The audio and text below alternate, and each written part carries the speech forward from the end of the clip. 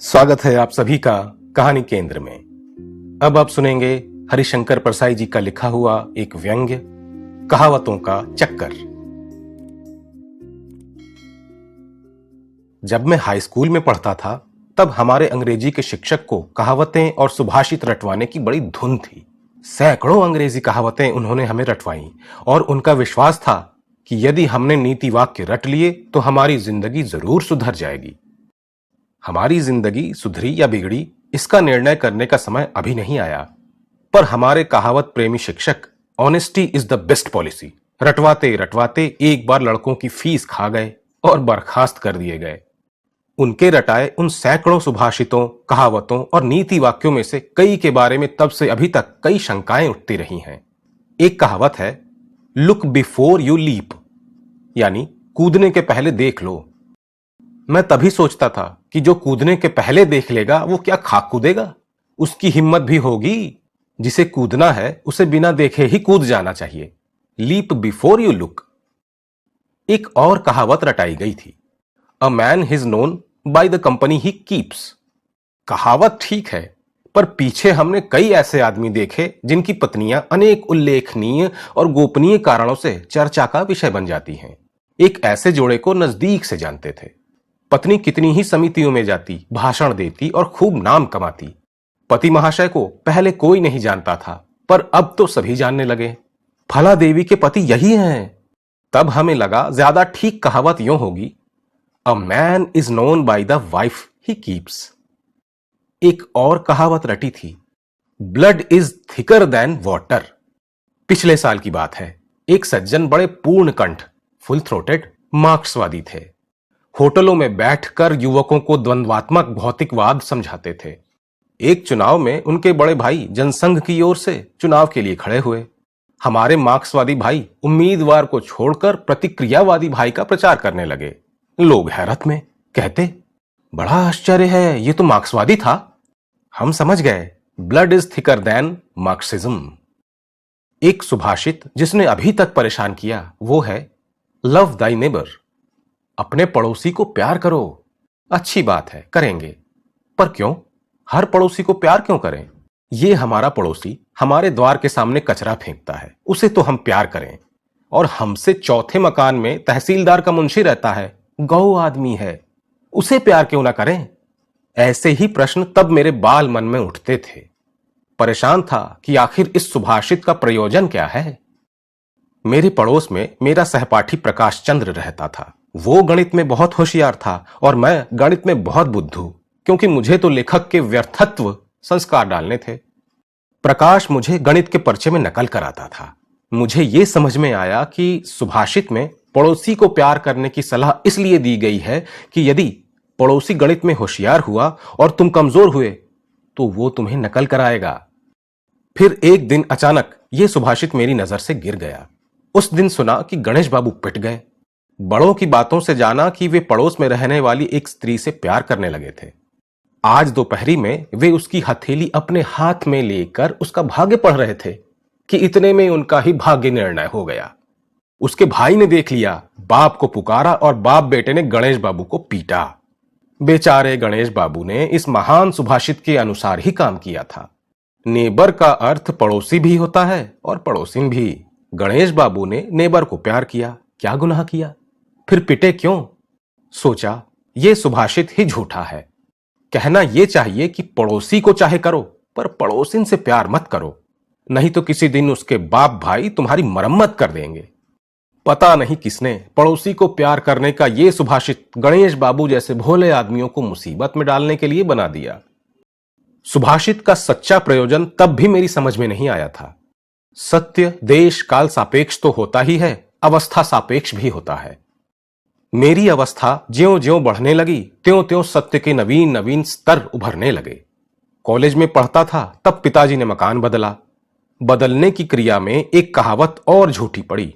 कहा है, time is money, समय ही धन है।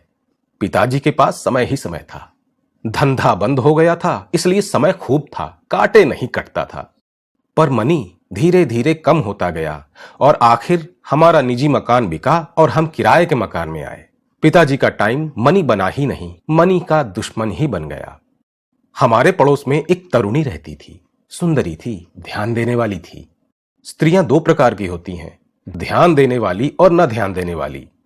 अगर आप किसी परीक्षा की तैयारी कर रहे हैं तो नतीजा इस बात पर निर्भर है कि आपके पड़ोस में ध्यान देने वाली रहती है या ध्यान न देने वाली। मेरा रिजल्ट तो उसी दिन खुल गया था जिस दिन मैंने देखा कि पड़ोसिन ध्यान देने वाली है।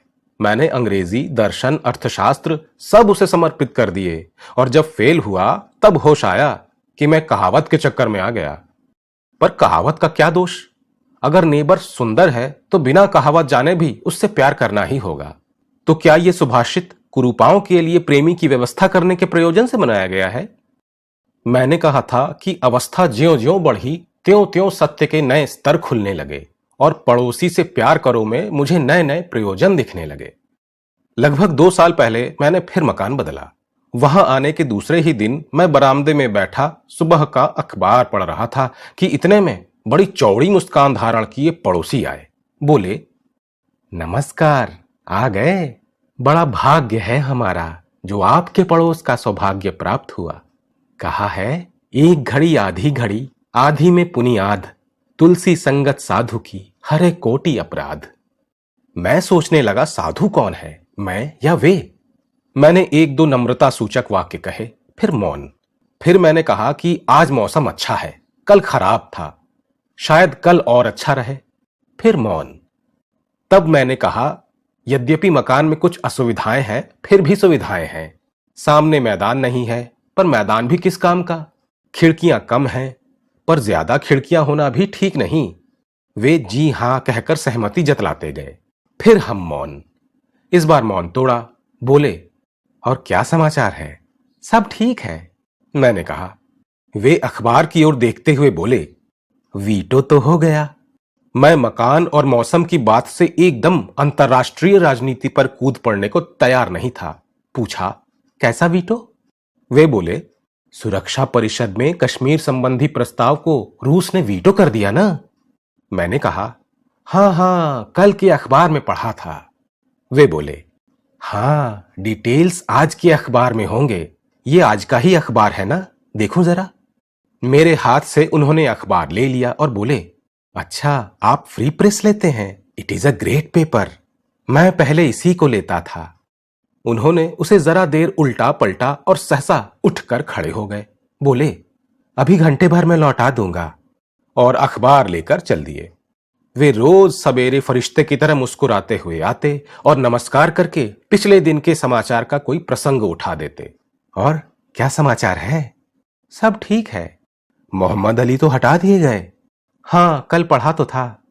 अब क्या हो रहा है पाकिस्तान में? आज के अखबार में होगा शायद। ये आज ही का है ना? अभी घंटे भर में लौटाता हूं। कभी कहते, टीटो तो आ गए? हां, परसों दिल्ली पहुंचे। पंडित जी से बातें हो रही होंगी, आज तो अखबार में आया होगा, देखो जरा।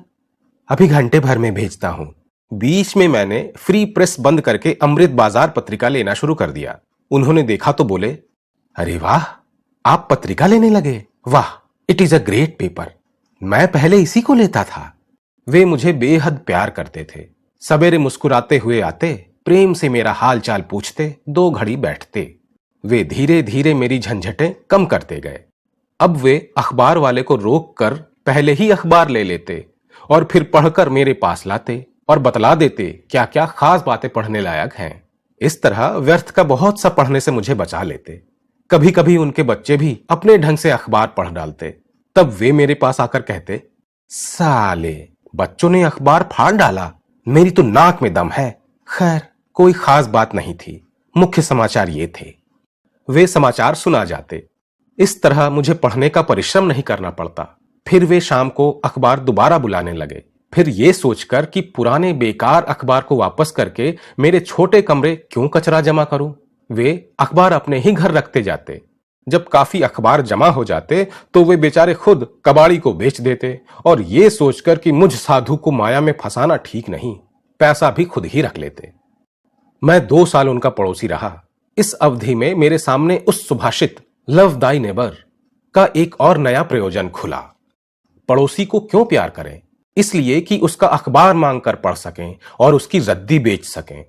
जिस महापुरुष ने इस सुभाषित को बनाया वो महान भविष्य दृष्टा रहा होगा।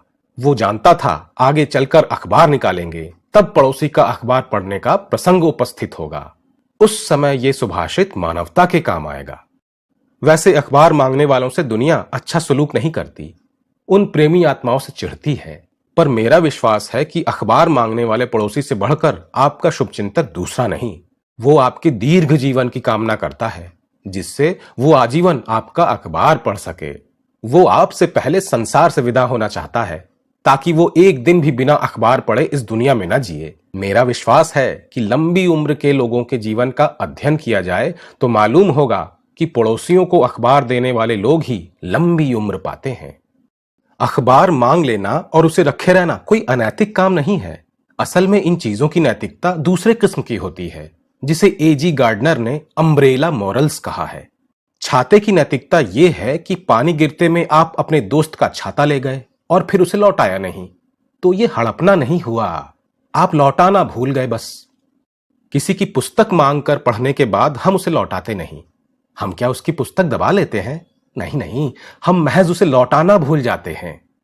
इस नैतिकता का मसीहा वो आदमी था जो अपने दोस्त को अपना पुस्तकालय दिखाने ले गया। हजारों बढ़िया पुस्तकें थीं। मित्र देखकर दंग रह गया। बोला, बड़ा भारी स्टॉक है आपके पास पुस्तकों का, पर ये ऐसी बेतरतीब पड़ी हैं, इन्हें आप अलमारियों में रखिए।